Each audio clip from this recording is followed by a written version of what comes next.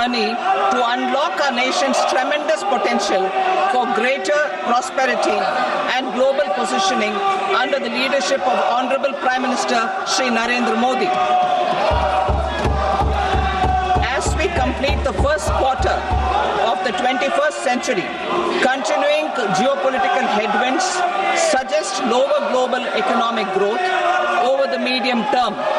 However, our aspiration for a Vikasit Bharat inspires us, and the transformative work we have done during our government's first 2 terms guides us to march forward resolutely. Our economy is the fastest growing among all major economies.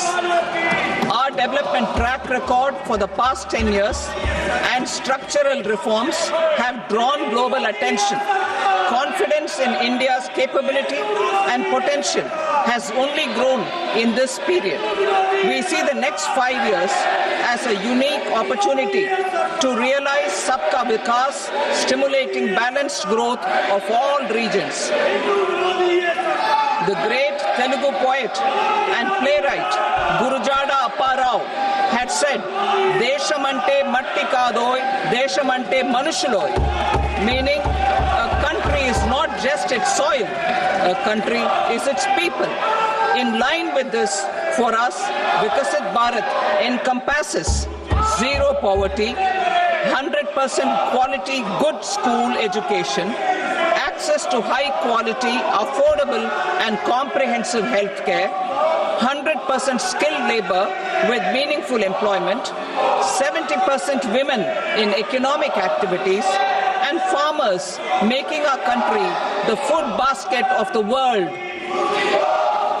In this budget, the proposed development measures span 10 broad areas focusing on Garib, youth, Annadata and Nari, spurring agricultural growth and productivity, building rural prosperity and resilience, taking everyone together on an inclusive growth path, boosting manufacturing and furthering Make in India, supporting MSMEs, enabling employment-led development, investing in people, economy and innovation, securing energy supplies, promoting exports and nurturing innovation.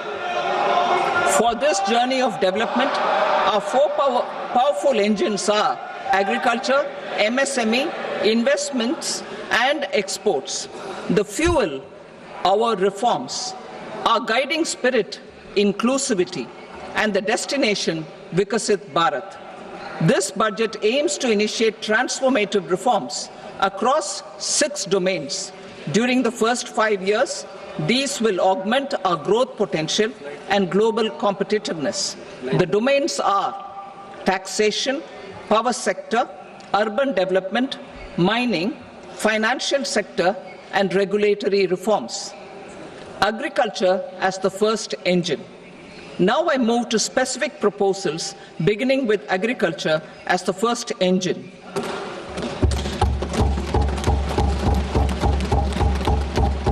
Prime Minister Dhan Dhanya Krishi Yojana, developing agri-districts program. Motivated by the success of the aspirational district program, our government will undertake a Prime Minister Dhan Dhanya Krishi Yojana in partnership with states.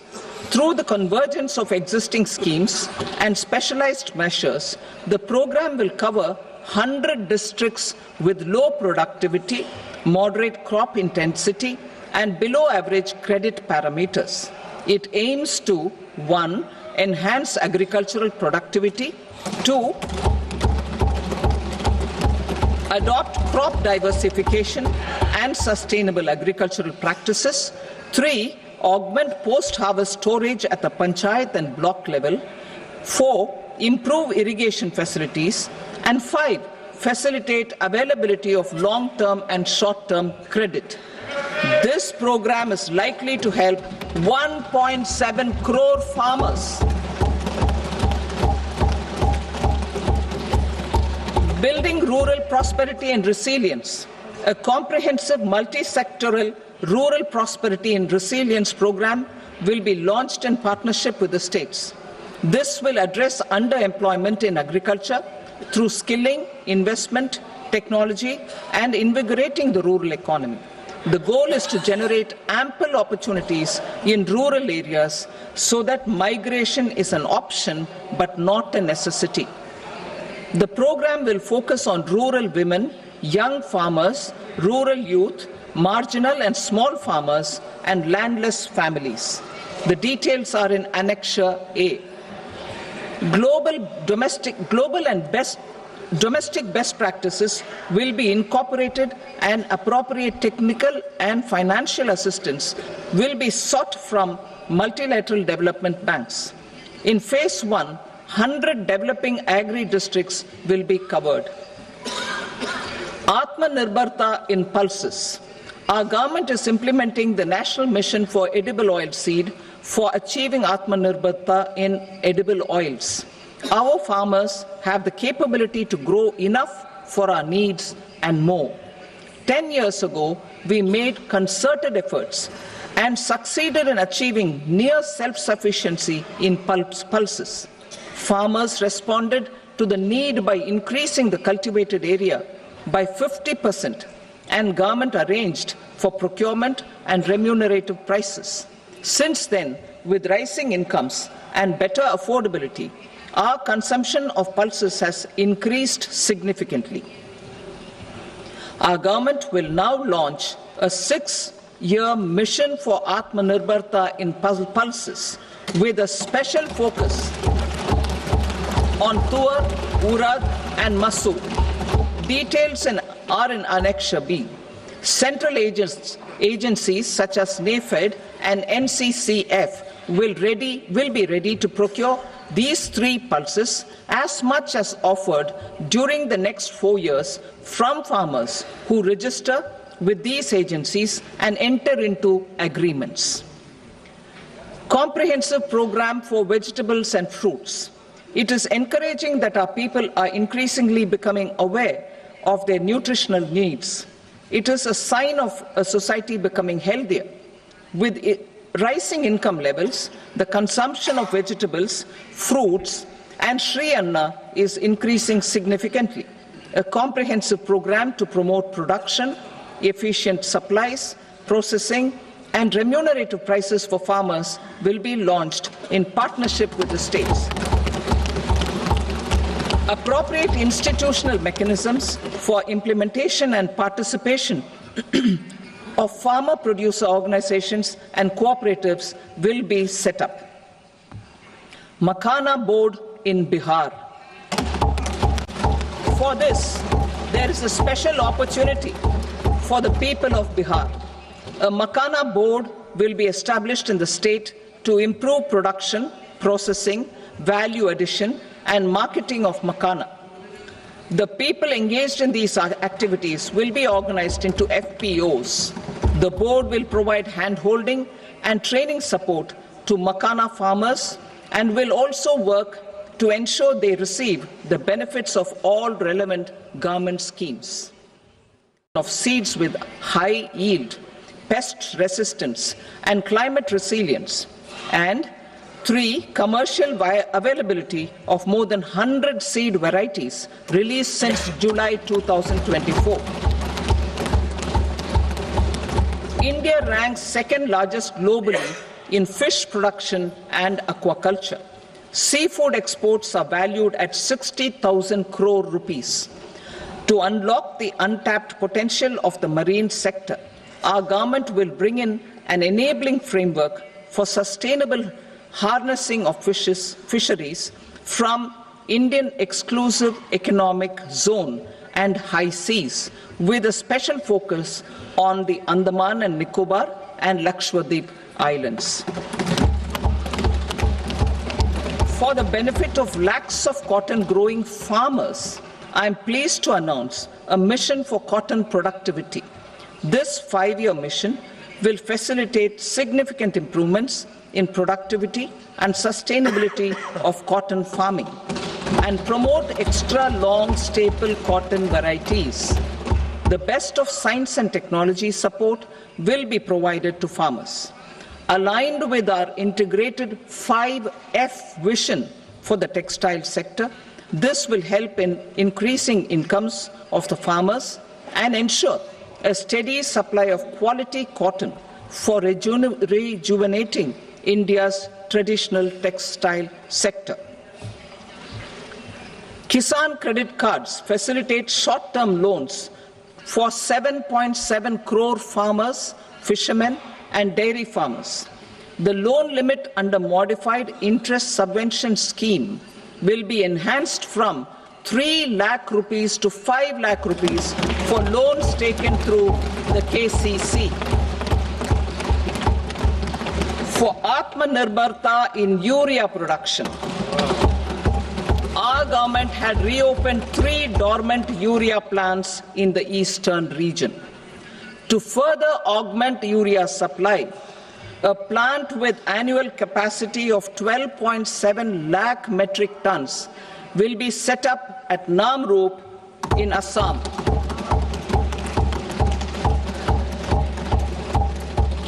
India Post, with 1.5 lakh rural post offices, complemented by the India Post Payment Bank and a vast network of 2.4 lakh Dak Sevaks, will be repositioned to act as a catalyst for the rural economy.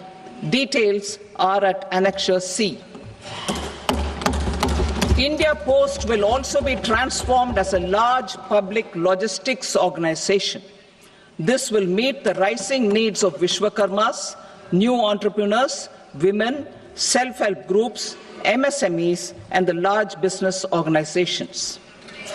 Our government will provide support to NCDC for its lending operations for the cooperative sector.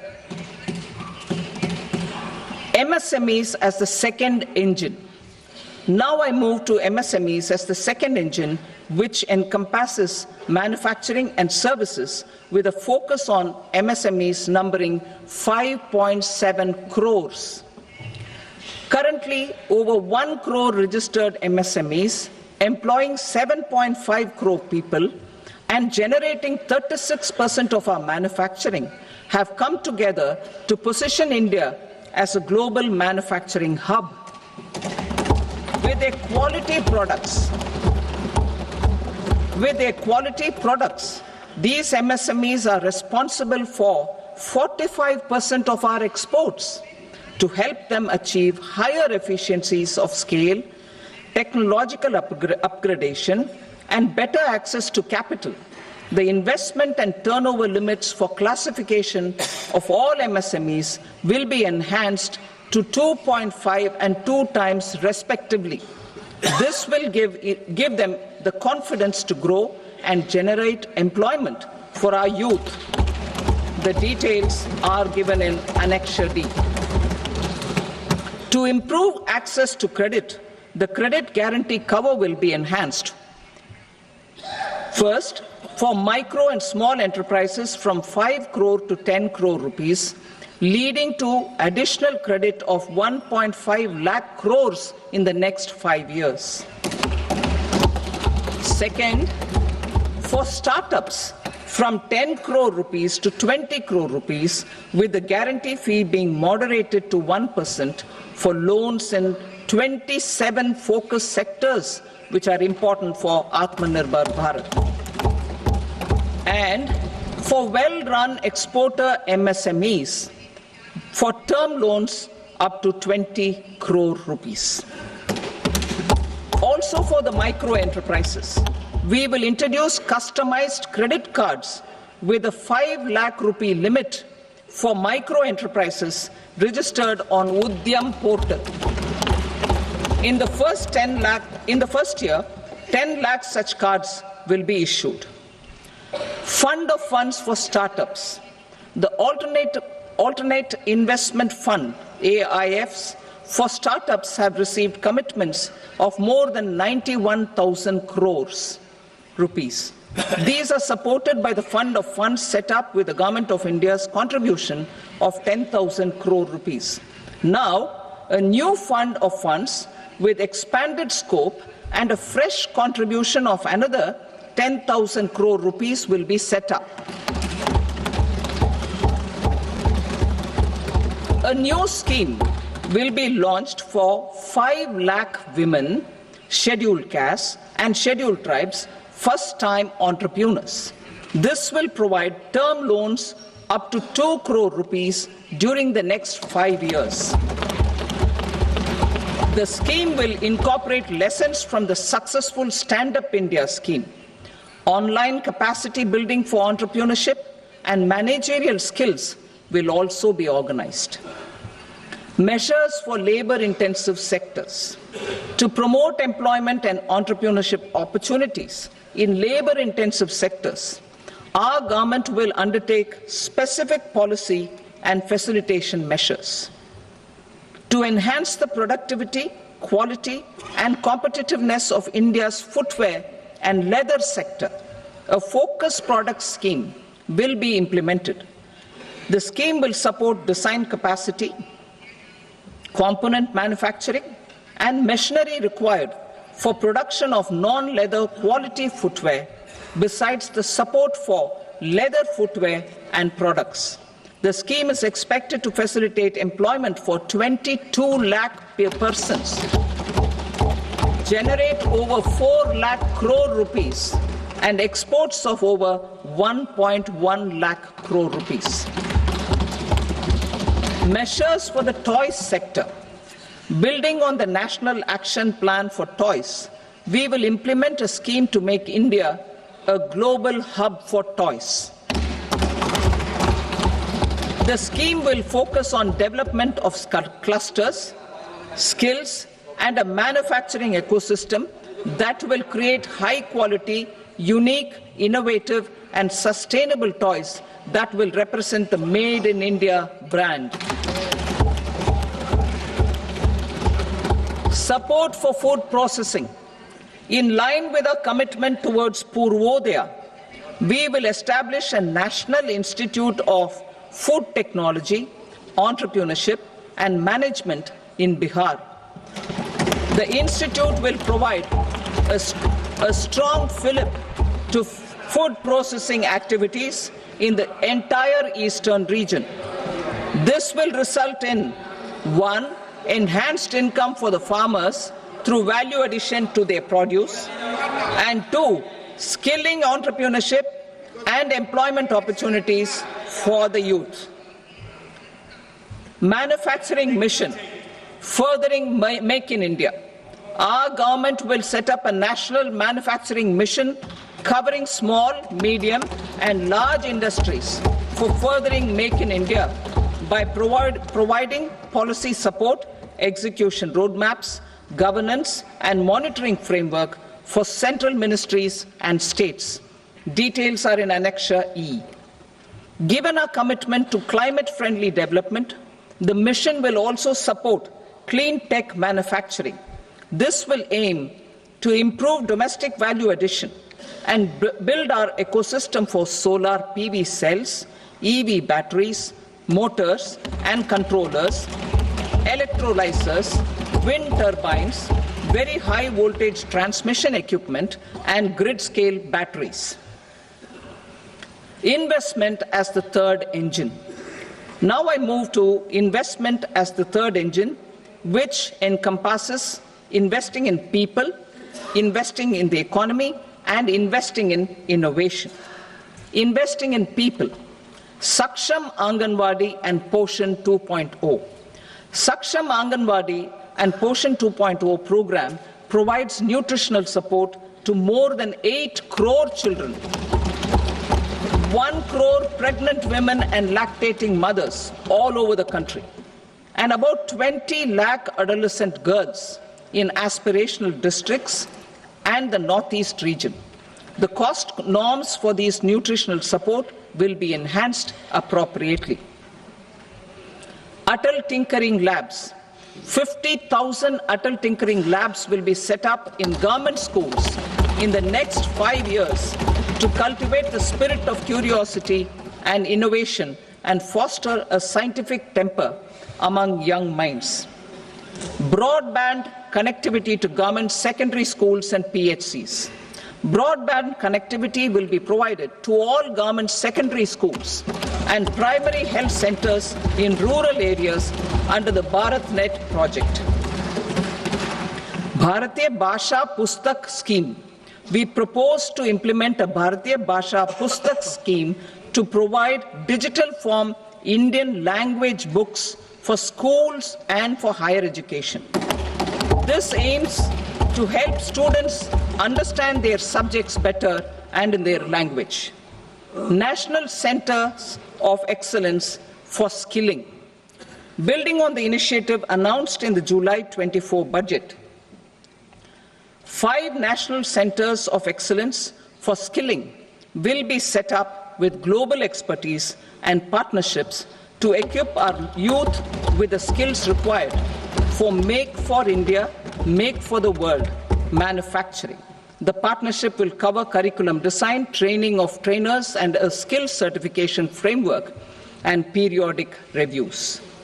Expansion of capacity in IITs.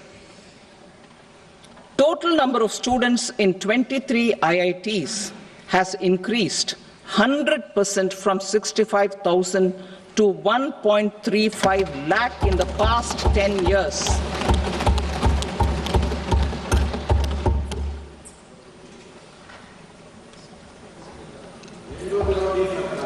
Additional infrastructure will be created in the 5 IITs started after 2014 to facilitate education for 6,500 more students.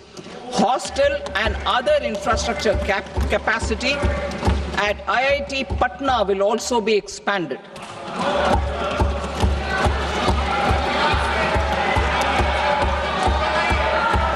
Center of Excellence.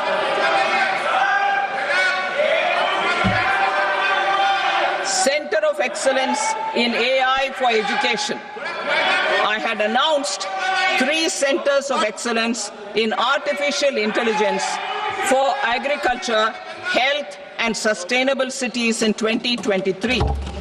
Now a center of excellence in artificial intelligence for education will be set up with a total outlay of 500 crores.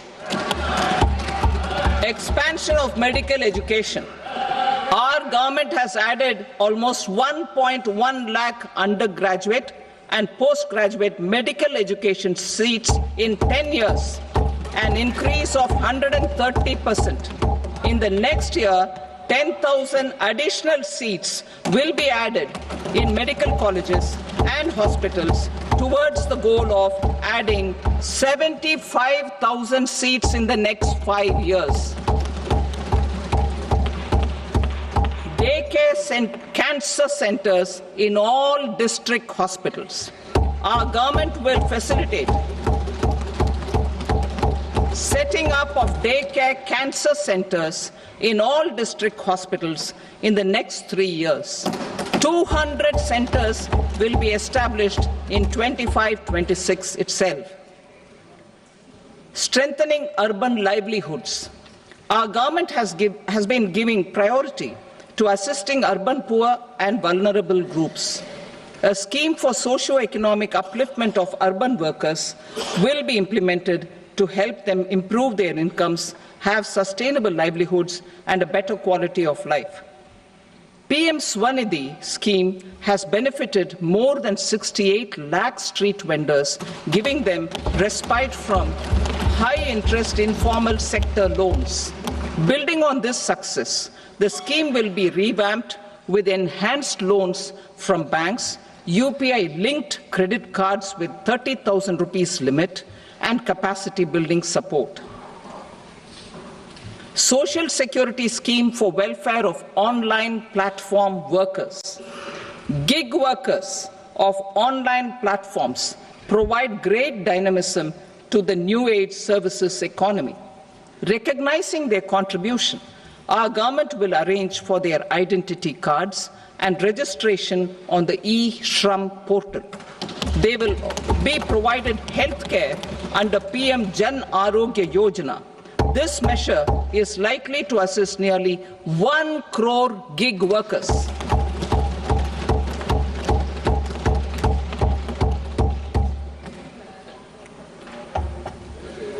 investing in the economy, public-private partnership in infrastructure. Each infrastructure-related ministry will come up with a 3-year pipeline of projects that can be implemented in PPP mode. States will also be encouraged to do so and can seek support from the India Infrastructure Project Development Fund, which is a scheme to prepare PPP proposals. Support to states for infrastructure. An outlay of 1.5 lakh crore is proposed for the 50-year interest-free loans to states for capital expenditure and incentives for reforms. Building on the success of the first asset monetization plan announced in 2021, the second plan for 2025 to 30 will be launched to plow back capital of 10 lakh crore in new projects. Regulatory and fiscal measures will be fine-tuned to support the plan. Jal Jeevan Mission. Since 2019, 15 crore households representing 80% of India's rural population have been provided access to portable tap water connections. To achieve 100% coverage, I am pleased to announce the extension of this mission until 2028 with an enhanced total outlay. The mission's focus will be on the quality of infrastructure and O&M of rural piped water supply schemes through Jan Bhagidari. A separate MOU or separate MOUs will be signed with the states and union territories to ensure sustainability and citizen-centric water services delivery. Urban sector reforms. Building on the July budget proposals, urban sector reforms related to governance, municipal services, urban land and planning will be incentivized. Urban Challenge Fund. The government will set up an urban challenge fund of 1 lakh crore rupees to implement the proposals for cities as growth hubs, creative redevelopment of cities, and for water and sanitation purposes announced in the July budget. This fund will finance up to 25% of the cost of bankable projects, with a stipulation that at least 50% of the cost is funded from bonds, bank loans and PPPs. An allocation of 10,000 crore is proposed in 2025-26. Power sector reforms. We will incentivize electricity distribution reforms and augmentation of intra-state transmission capacity by states. This will improve financial health and capacity of electricity companies. Additional borrowing of 0.5% of GSDP will be allowed to states contingent on these reforms. Nuclear energy mission for Vikasit Bharat. Development of at least 100 gigawatt of nuclear energy by 2047 is essential for our energy transition efforts.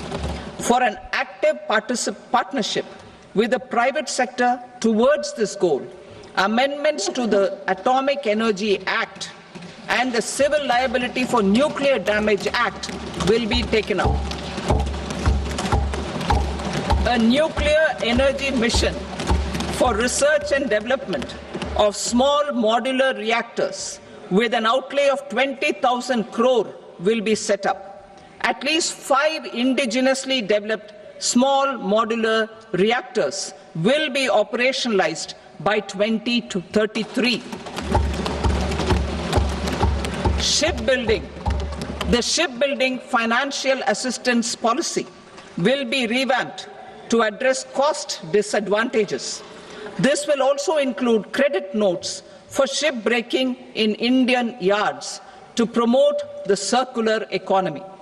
Large ships above a specified size will be included in the infrastructure harmonized master list. Shipbuilding clusters will be facilitated to increase the range, categories and capacity of ships. This will include additional infrastructure, facilities, skilling and technology to develop the entire ecosystem. Maritime Development Fund. For long-term financing for the maritime industry, a Maritime Development Fund with a corpus of 25,000 crore rupees will be set up. This will be for distributed support and promoting competition. This will have up to 49% contribution by the government, and the balance will be mobilized from ports and from private sector. UDAN regional connectivity schemes. UDAN has enabled 1.5 crore middle-class people to meet their aspirations for speedier travel. The scheme has connected 88 airports, and operationalized 619 routes. Inspired by that success, a modified UDAN scheme will be launched to enhance regional connectivity to 120 new destinations and carry 4 crore passengers in the next 10 years. 4 crore additional passengers in the next 10 years. The scheme will also support helipads and smaller airports in hilly, aspirational and northeast regional districts. Greenfield airports will be facilitated in Bihar to meet the future needs of the state. These will be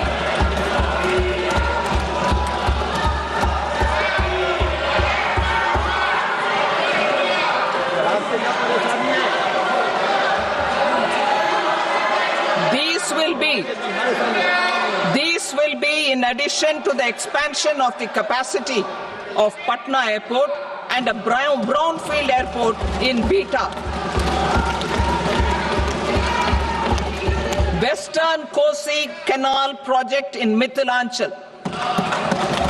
Financial support will be provided for the Western Kosi Canal ERM project, benefiting a large number of farmers, cultivating over 50,000 hectares of land in the Mithilanchal region of Bihar. Mining sector reforms. Mining sector reforms, including those for minor minerals, will be encouraged through sharing of best practices and institutions of a state mining index. A policy for recovery of critical minerals from tailings will be brought out. Under the special window for affordable and mid-income housing, SWAMI, 50,000 dwelling units in stressed housing projects have been completed and keys handed over to home buyers. Another 40,000 units will be completed in 2025, further helping middle-class families who are paying EMIs on loans taken for apartments while also paying rent for their current dwellings. Building on this success, SWAMI Fund 2 will be established as a blended finance facility with contribution from the government, banks and private investors. This fund of 15,000 crore rupees will aim for expeditious completion of another 1 lakh units. PM Gati Shakti data for private sector. For furthering PPPs and assisting the private sector in project planning, access to relevant data and maps from the PM Gati Shakti portal will be provided. Tourism for employment-led growth. Top 50 tourist destination sites in the country will be developed in partnership with states through a challenge mode. Land for building key infrastructure will have to be provided by the states. Hotels in these destinations will be included in the infrastructure harmonized list. The following measures will be taken for facilitating employment-led growth. Organizing intensive skill development programs for our youth, including in institutes of hospitality management, providing mudra loans for homestays, improving ease of travel and connectivity to tourist destinations, providing performance-linked incentives to states for effective destination management, including tourist amenities, cleanliness, and marketing efforts, and introducing streamlined e-visa facilities along with visa fee waivers for certain tourist groups. Continuing with the emphasis on places of spiritual and religious significance, in the July budget, there will be a special focus on destinations related to the life and times of Lord Buddha. Medical tourism and heal in India. Medical tourism and heal in India will be promoted in partnership with the private sector, along with capacity building and easier visa norms. Investing in innovation.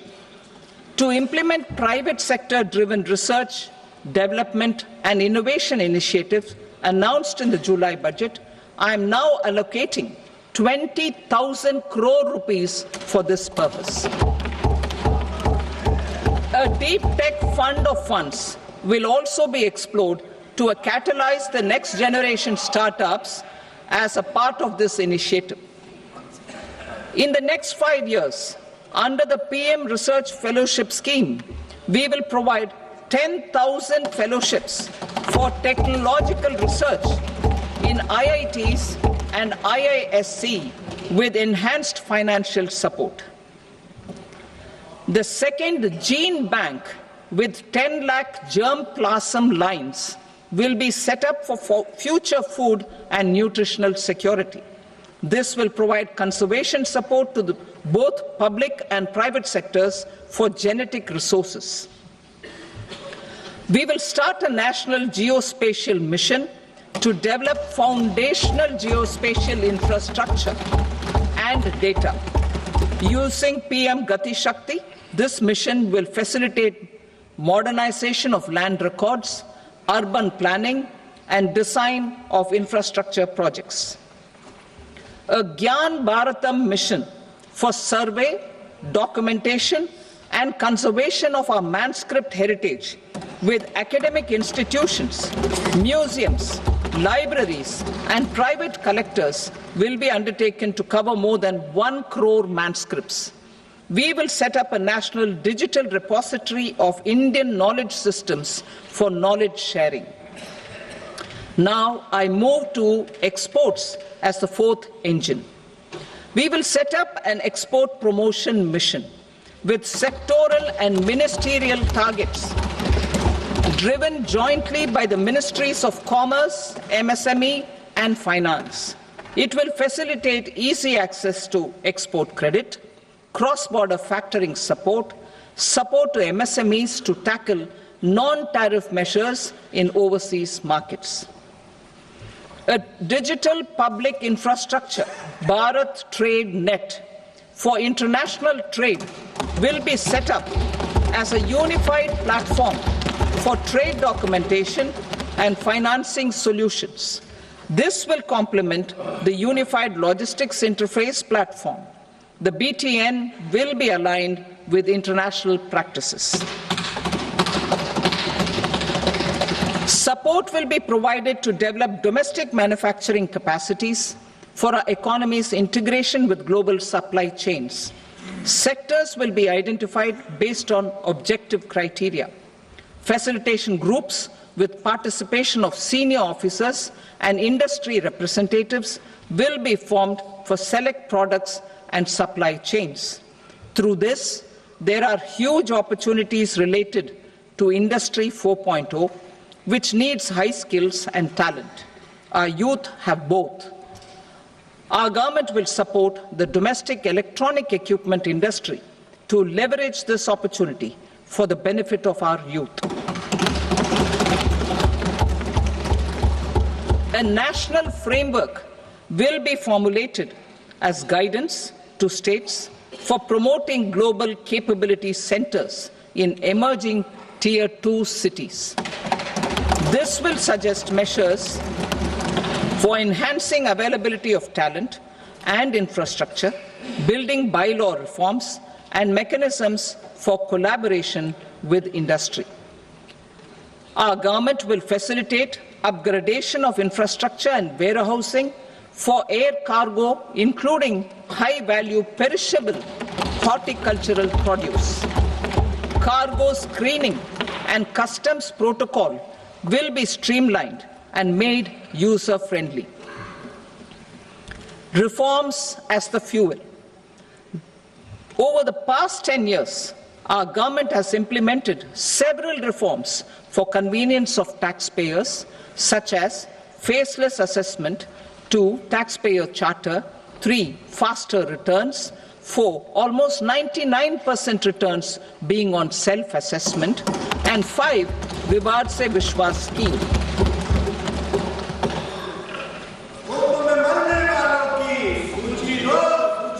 Continuing these efforts, I reaffirm the commitment of the Tax Department to trust first, scrutinize later. I also propose to introduce the new income tax bill next week. I will detail the indirect tax reforms and changes in direct taxes in Part B. Financial sector reforms. The FDI limit for the insurance sector will be raised from 74 to 100%. This enhanced limit will be available for those companies which invest the entire premium in India. The current guardrails and conditionalities associated with foreign investment will be reviewed and simplified. The services of India Post Payment Bank will be deepened and expanded in rural areas. NABFID will set up a partial credit enhancement facility for corporate bonds for infrastructure. Public sector banks will develop Grameen Credit Score framework to serve the credit needs of SHG members and people in rural areas. A forum for regulatory coordination and development of pension products will be set up. To implement the earlier announcement on simplifying the KYC processes, the revamped Central KYC Registry will be rolled out in 2025. We will also implement a streamlined system for periodic updating. Requirements and procedures for speedy approval of company mergers will be rationalized. The scope for fast-track mergers will also be widened and the process made simpler. As proposed in the interim budget, we signed bilateral investment treaties with 2 countries in 2024 to encourage sustained foreign investment, and in the spirit of First Develop India, the current model BIT will be revamped and made more investor-friendly. In the last 10 years, in several aspects, including financial and non-financial, our government has demonstrated a steadfast commitment to ease of doing business. We are determined to ensure that our regulations must keep up with technological innovations and global policy developments. A light-touch regulatory framework based on principles and trust will unleash productivity and employment. Through this framework, we will update regulations that were made under old laws. To develop this modern, flexible, people-friendly, and trust-based regulatory framework appropriate for the 21st century, I propose 4 specific measures.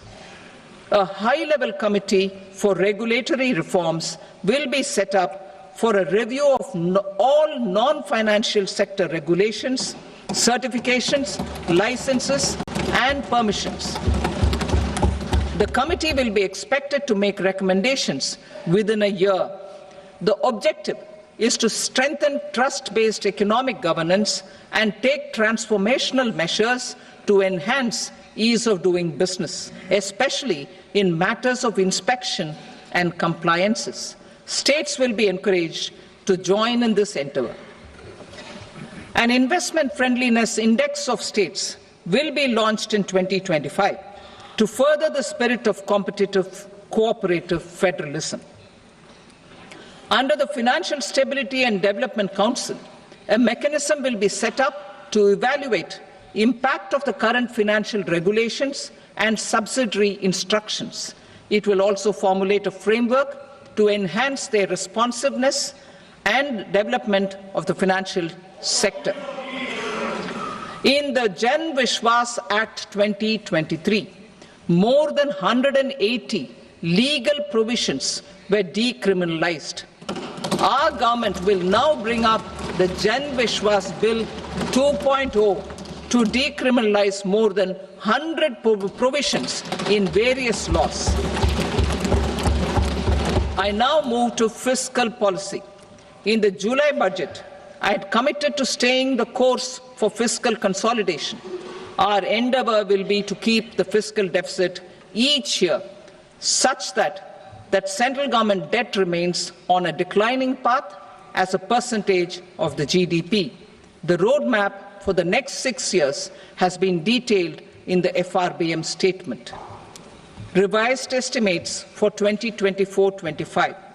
The revised estimate of the total receipts other than borrowings is 31.47 lakh crore rupees, of which the net tax receipts are 25.57 lakh crore rupees. The revised estimate of the total expenditure is 47.16 lakh crore rupees, of which the capital expenditure is about 10.18 lakh crore rupees. The revised estimate of the fiscal deficit is 4.8% of the GDP. Budget estimates for 25-26. Coming to 25-26, the total receipts other than borrowings and total expenditure are estimated at 34.96 lakh crore rupees and 50.65 lakh crore rupees respectively. The net tax receipts are estimated at 28.37 lakh crore rupees. The fiscal deficit is estimated to be 4.4% of GDP. To finance the fiscal deficit, the net market borrowings from dated securities are estimated at 11.54 lakh crore. The balance financing is expected to come from small savings and other sources. The gross market borrowings are estimated at 14.82 lakh crore rupees. I will now move to Part B.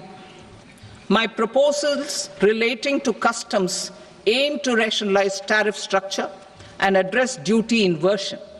These will also support domestic manufacturing and value addition, promote exports, facilitate utilization of customs tariff structure for industrial goods. As a part of comprehensive review of customs rate structure announced in July 2024 budget, I propose to 1. Remove 7 tariff rates. This is over and above the 7 tariff rates removed in 23-24 budget. After this, there will be only 8 remaining tariff rates, including 0 rate. 2. Apply appropriate cess to broadly maintain effective duty incidence, except on a few items where such incidence will reduce marginally. 3. Levy not more than 1 cess or surcharge. Therefore, I propose to exempt social welfare surcharge on 82 tariff lines that are subject to a cess. I shall now take up sector-specific proposals. To provide relief to patients, particularly those suffering from cancer, rare diseases, and other severe chronic diseases, I propose to add 36 life-saving drugs and medicines to the list of medicines fully exempted from basic custom duty.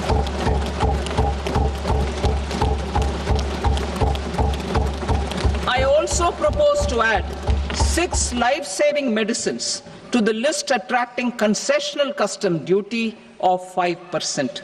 Full exemption and concessional duty will also respectively apply on the bulk drugs for manufacture of the above. Specified drugs and medicines under patient assistance programs run by the pharmaceutical companies are fully exempt from BCD, provided the medicines are supplied free of cost to the patients. I propose to add 37 more medicines along with 13 new patient assistance programs.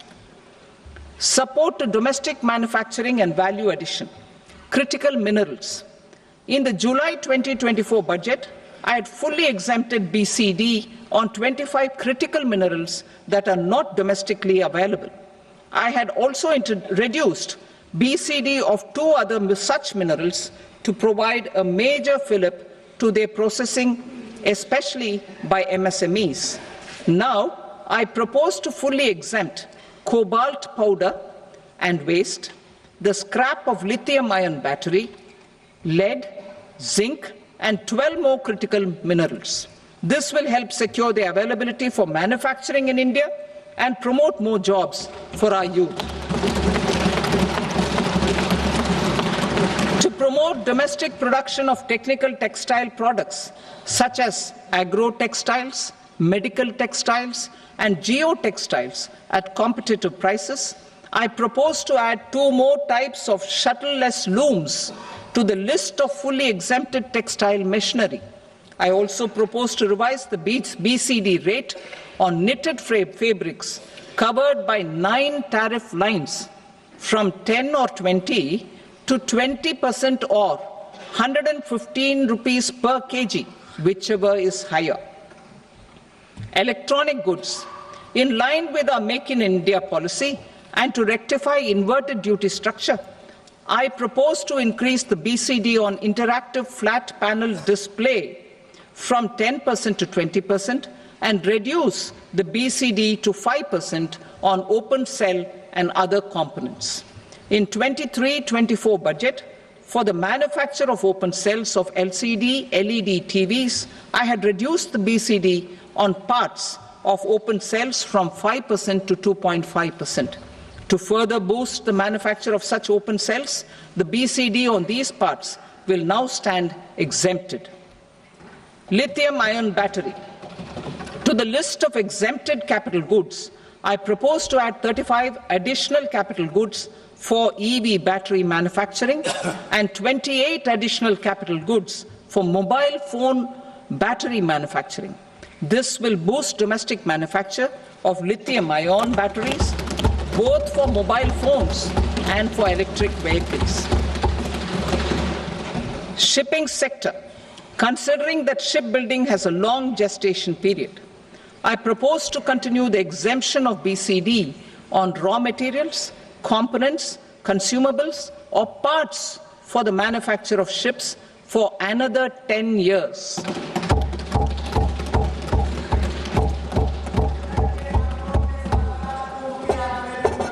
I also propose the same dispensation for shipbreaking to make it more competitive. Telecommunication. To prevent classification disputes, I propose to reduce the BCD from 20% to 10% on carrier-grade Ethernet switches to make it at par with non-carrier-grade Ethernet switches. Export promotion. To facilitate exports of handicrafts, I propose to extend the time period for export from 6 months to 1 year, further extendable by another 3 months if required. I also propose to add 9 items to the list of duty-free inputs. Leather sector. I propose to fully exempt BCD on wet blue leather to facilitate imports for domestic value addition and employment. I also propose to exempt crust leather from 20% export duty to facilitate exports by small tanners. Marine products. To enhance India's competitiveness in the global seafood market, I propose to reduce BCD from 30% to 5% on frozen fish paste, surimi, for manufacture and export of its analog products. I also propose to reduce BCD from 15% to 5% on fish hydrolysates for manufacture of fish and shrimp feed. In July 2024 budget, to promote development of domestic MROs for aircraft and ships, I had extended the time limit for export of foreign origin goods that were imported for repairs from 6 months to 1 year and further extendable by 1 year. I now propose to extend the same dispensation for railway goods. Time limit for provisional assessment. Presently, the Customs Act 1962 does not provide any time limit to finalize provisional assessments, leading to uncertainty and cost to trade. As a measure of promoting ease of doing business, I propose to fix a time limit of 2 years, extendable by a year, for finalizing the provisional assessment. I propose to introduce a new provision that will enable importers or exporters, after clearance of goods, to voluntarily declare material facts and pay duty with interest but without penalty. This will incentivize voluntary compliance. However, this will not apply in cases where department has already initiated audit or investigation proceedings. For industry to better plan their imports, I propose to extend the time limit for the end use of imported inputs in the relevant rules from 6 months to 1 year. This will provide operational flexibility in view of cost and uncertainty of supply. Further, such importers will now have to file only quarterly statements instead of a monthly statement.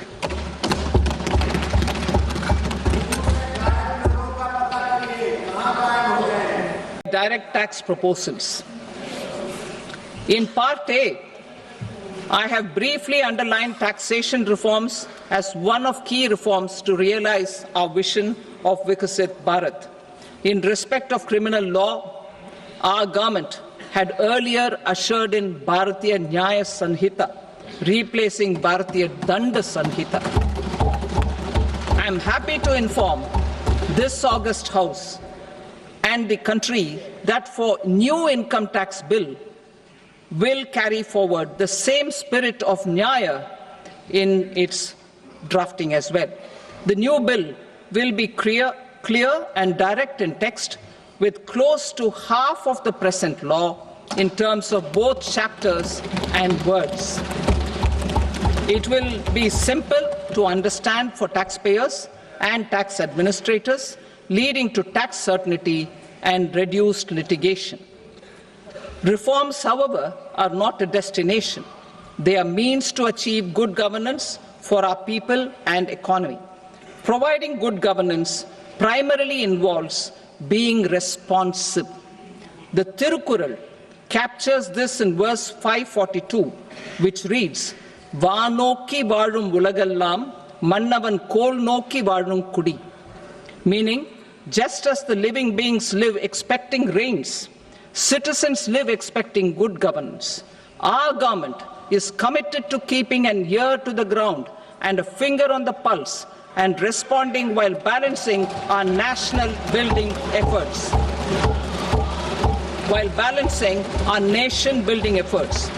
The following measures will detail just how our government will, under the guidance of PM Modi, has taken steps to understand and address. I repeat that sentence, sir. The following measures will detail just how our government, under the guidance of PM Modi, has taken steps to understand and address the needs voiced by our citizens. My tax proposals are guided by this spirit. The objectives of my proposals are as follows: personal income tax reforms with special focus on middle class, rationalization of TDS and TCS for easing difficulties, encouraging voluntary compliance, reducing compliance burden, ease of doing business, employment and investment. I will come to my proposal on personal income tax towards the end. TDS and TCS, rationalization for easing difficulties. I propose to rationalize tax deduction at source, TDS, by reducing the number of rates and thresholds above which TDS is deducted. Further, threshold amounts for tax deduction will be increased for better clarity and uniformity. The limit for tax deduction on interest for senior citizens is being doubled from the present 50,000 rupees to 1 lakh rupees. Similarly, the annual limit of 2.40 lakh rupees for TDS on rent is being increased to 6 lakh rupees. This will reduce the number of transactions liable to TDS, thus benefiting small taxpayers receiving small payments. The threshold to collect tax at source, the TCS, on remittances under RBI's liberalized remittance scheme, the LRS, is proposed to be increased from 7 lakh to 10 lakhs. I also propose to remove TCS on remittances for education purposes, where such remittances is out of a loan taken from a specified financial institution. Both TDS and TCS are being applied on any transaction related to sale of goods. To prevent such compliance difficulties, I propose to omit the TCS. I also propose that the provisions of the higher TDS deduction will now apply only in non-PAN cases. In July 2024, the delay for payment of TDS up to the due date of filing statement was decriminalized. I propose to provide the same relaxation to TCS provisions as well. The government under the leadership of Prime Minister Modi believes in Sabka Saath, Sabka Vikas, Sabka Vishwas and Sabka Prayas. In line with this, we brought in updated return facility in 2022 for voluntary compliance by taxpayers who had omitted to report their correct income. Our trust in taxpayers was proved right. Nearly 90 lakh taxpayers voluntarily updated their incomes by paying additional tax. Taking this trust further, I now propose to extend the time limit to file updated returns for any assessment year from the current limit of 2 years to 4 years. I propose to reduce the compliance burden for small charitable trusts and institutions by increasing their period of registration from 5 years to 10 years. It is also proposed that disproportionate consequences do not arise for minor defaults such as incomplete applications filed by charitable entities. Presently, taxpayers can claim the annual value of self-occupied properties as nil only on the fulfillment of certain conditions. Considering the difficulties faced by taxpayers, it is proposed to allow the benefit of 2 such self-occupied properties without any condition. To streamline the process of transfer pricing and to provide an alternative to yearly examination, I propose to introduce a scheme for determining arm's length price of international transaction for a block period of 3 years. This will be in line with global best practices. With a view to reduce litigation and provide certainty in international taxation, the scope of safe harbor rules is being expanded. A number of senior and very senior